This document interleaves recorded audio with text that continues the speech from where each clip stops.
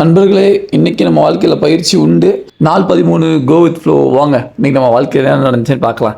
எல்லாம் டீ குடிச்ச பிறகு தான் வார்ம் அப் ஆகும். ஆனால் நான் டீ சாப்பிட போகிறப்பயே எனக்கு வார்ம் அப் ஆயிரும். ஏன்னா அவ்வளோ தூரம் காலை எந்திரிச்சதே லேட்டுனால போய் ஒரு டீயை போட்டு ரூமில் வந்து பார்த்தா வெயில், சரியான வெயில். அதனால் நம்ம 20 மணி கொண்டு வந்த பேண்டை வச்சு ரூம்லேயே ஒர்க் அவுட் பண்ணலாம் முடிவு பண்ணியாச்சு.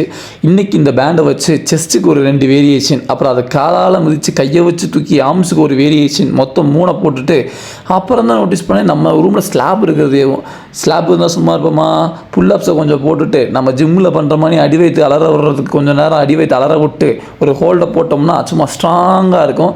கையும் சரியான வலி. அதுக்கப்புறம் சேரை வச்சு தள்ளி எழுதல் பயிற்சியில் ஒரு 100, அதே நாற்காலியை வச்சு சிட்டப்ஸ் இதெல்லாம் முடிச்சுட்டு டயர்டாகி தண்ணியை குடிச்சிட்டு உடம்பு ஃபிட் செக் பண்ணிவிட்டு நான் வந்து ஆஃபீஸ் கிளம்பிட்டேன். அதுக்கு முன்னாடி ஒரு ப்ரோட்டீன் பவுல் அதை உட்காந்து மெதுவாக சாப்பிட்டுட்டு, இது ரசமா இல்லை சாம்பாராக எனக்கு தெரியல, சாப்பிட்றப்ப தான் தெரியும் எனக்கு அது ரசம்னு.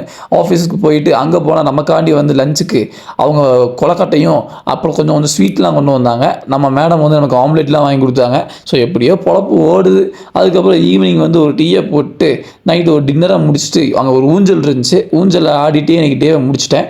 நமக்கு வந்து ஒரு காண்டாக்டில் விளாட்றதுக்கு ஒரு சான்ஸ் இருக்குது. அநேகமாக 2 நாள் நம்ம விளையாட போனாலும் போவோம். அக்கௌண்ட்டுக்கு புதுசாக இருந்தால் ஃபாலோ பண்ணி வச்சுக்கோங்க. ஜாலியாக இருங்க.